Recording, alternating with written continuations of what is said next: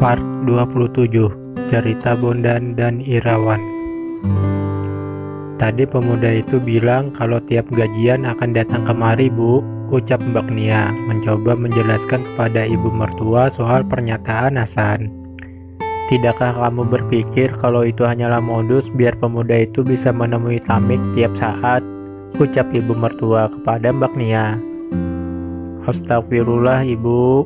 Tidakkah ibu bisa sedikit saja berpikir positif tentang orang lain? Hasan pemuda baik-baik, Bu. Bisa saja dia keluar dari tanggung jawab karena aku sudah berjanji tidak akan menuntutnya, hardikku yang merasa jengkel dengan ucapan ibu mertua. Kita lihat saja nanti, Mik. Kalau ada bau bangkai di antara kalian berdua, pasti akan tercium juga. Ibu mertua tidak mau kalah dengan pendapatnya. Seharusnya yang perlu ibu pertanyakan itu Mas Yudis, Bu. Hasan hanya 1 jam di sini, itu pun ada Mbak Nia. Sedangkan Mas Yudis menghabiskan waktu di rumah janda Samlohai. Seharusnya pertanyaan itu ibu tunjukkan untuk anak ibu, bukan untukku. Ibu mertua tidak menjawab. Dia pulang dengan menunjukkan sikap kalau tidak ada ketidaklegaan di hatinya. Sebagaimana aku yang tidak lega dengan pernyataannya yang mengada-ngada. Lah, ibunya saja seperti itu, pantas Yudis jadi seperti tidak bisa tegas. Dia pasti sering kena omel ibunya saat masih kecil, ucap Mbak Nia. Seperti itulah, Mbak. Sebenarnya Mas Yudis selama ini tidak punya masalah denganku sama sekali. Dia juga tidak mempermasalahkan ibunya yang keras dan selalu mengomel tiap kali bersama denganku.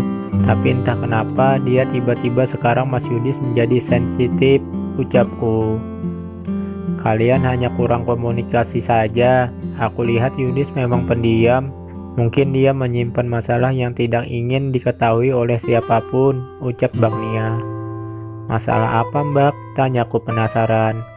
Seharusnya kamu tanya pada dirimu sendiri, bukan sama aku. Kalian ada masalah apa selama ini? Ucap Mbak Nia. Aku merasa tidak ada masalah apa-apa di antara kami, Mbak.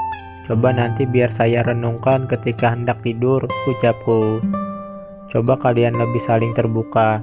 Aku lihat Yudis orangnya sangat tertutup dan suka menyembunyikan perasaannya sendiri, ucap Mbak Nia.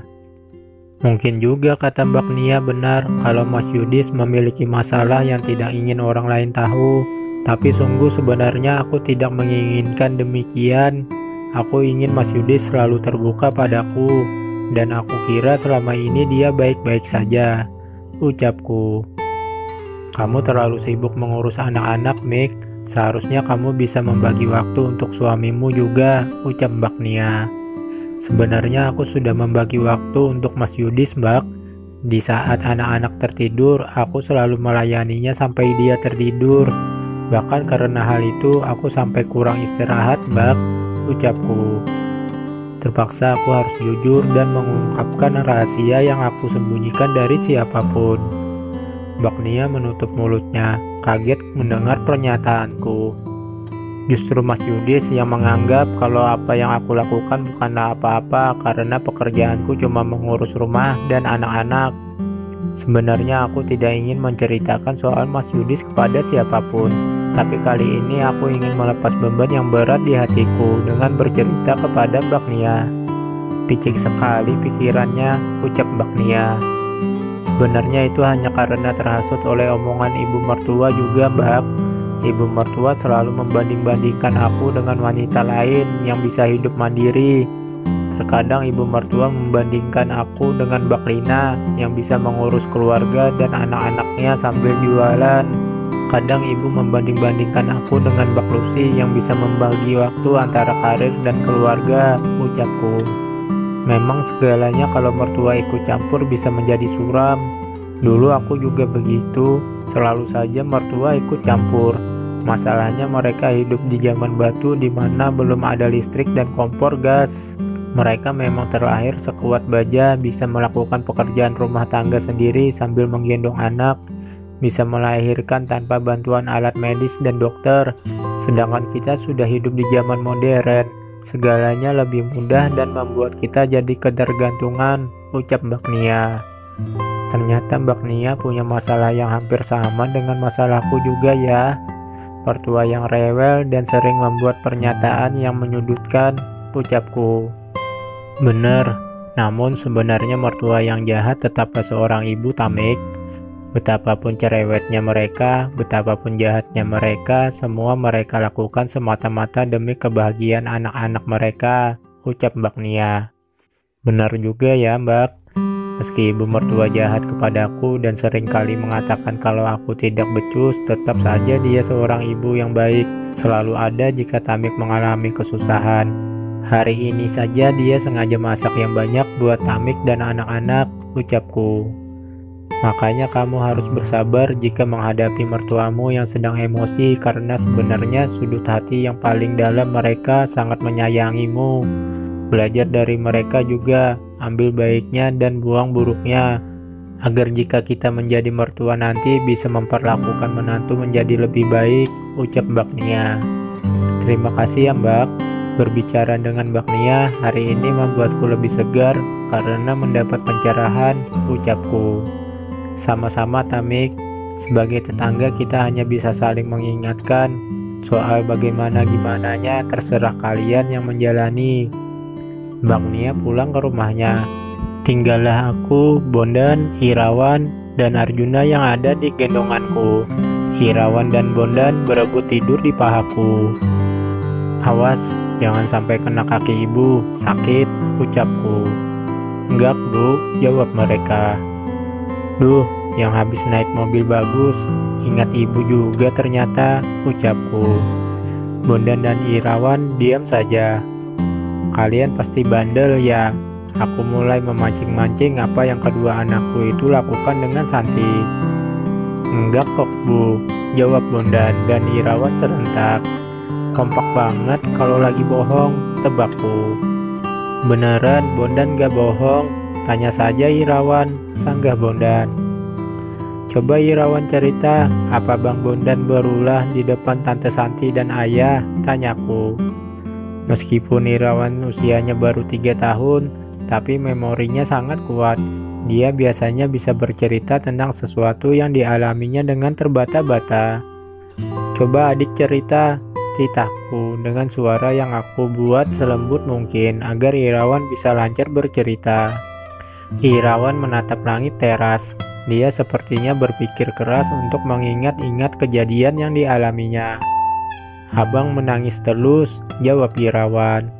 Kenapa menangis terus? Tanyaku.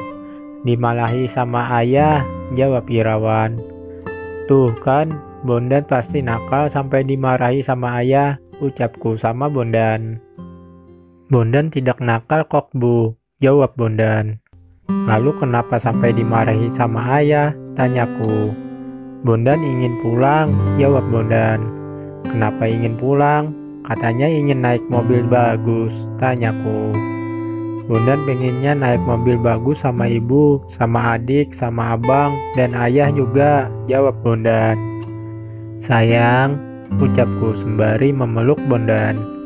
Bondan tertidur di pangkuanku, sedangkan Irawan mengambil mainannya di dalam rumah.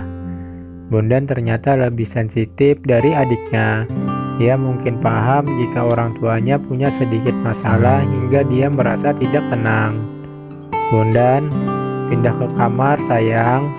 Aku membangunkan Bondan secara perlahan agar tidak kaget. Tidak mau. Ibu.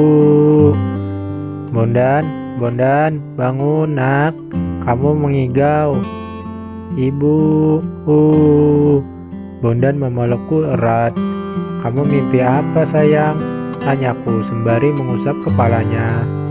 Ayah jahat. Ada apa dengan ayah? Tanyaku.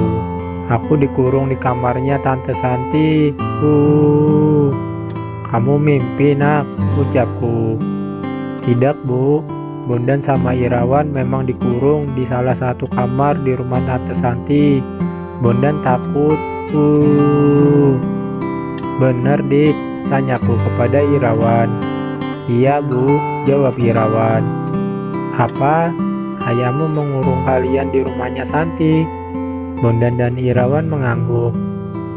Ayahmu sepertinya memang minta diberi pelajaran, ucapku sembari berdiri. Aku segera bergegas ke rumah Mbak Nia. Mbak Nia, ada apa Tamik? Bikin orang kaget saja, ucap Mbak Nia terpogoh-pogoh menemuiku. Mas Lukito ada, tanyaku. Mas Lukito mendongakkan kepalanya dari pintu dapur. Ada apa? Kok sepertinya serius? Tanya Mas Lukito. Bisa nggak Mas Lukito mengantar saya ke rumah Santi? Tanyaku. Kapan? Sekarang? Tanyanya. Iya Mas, sekarang, ucapku sembari menahan emosi. Bersambung.